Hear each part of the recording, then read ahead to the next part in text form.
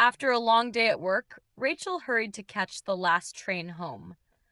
The platform was nearly empty, and the sound of the approaching train echoed through the station. As the doors slid open, she stepped inside and found a seat near the middle of the carriage.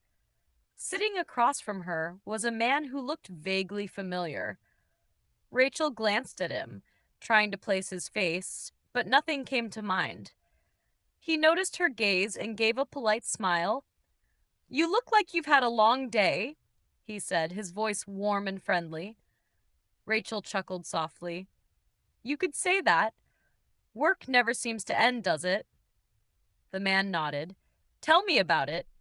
Long hours and late trains. It's a routine I know all too well." They fell into easy conversation. The man introduced himself as Mark, and they began exchanging stories about their daily lives. As they talked, Rachel felt an odd sense of familiarity, as though this wasn't the first time their paths had crossed.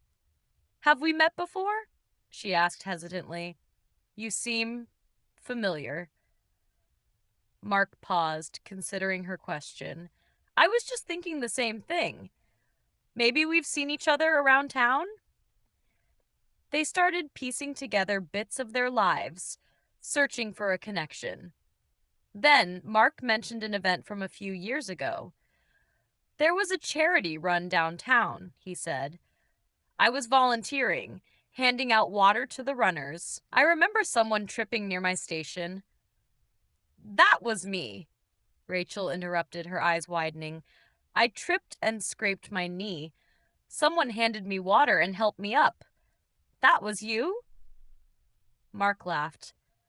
"Small world, isn't it? I remember you were so determined to finish the race despite the fall." They continued unraveling coincidences. Mark mentioned a cafe where he used to work, and Rachel recalled how she often went there to study during college. At one point, he even recalled offering her an umbrella during a sudden downpour years ago. "I thought you looked familiar," Rachel said, shaking her head in amazement. "It's strange, isn't it? How our lives can cross without us even realizing it." Mark nodded thoughtfully. "It makes you wonder how many people we've impacted without knowing. Even small gestures can mean more than we think." As the train neared Rachel's stop, their conversation took on a reflective tone. They talked about the connections we make and the invisible threads that tie us to others. When the train finally pulled into her station, Rachel felt reluctant to leave. She stood up, smiling at Mark. "Thank you for the conversation," she said. "I feel like I've gained a new perspective tonight." Mark smiled back. "Likewise. Safe travels, Rachel." As she stepped off the train and watched it pull away, Rachel felt a strange sense of gratitude. The conversation had reminded her of how beautifully intertwined human lives could be, even in the smallest, most unexpected ways. Walking home, Rachel couldn't help but wonder how many more connections she'd discover in the future, and how many she had already made without realizing.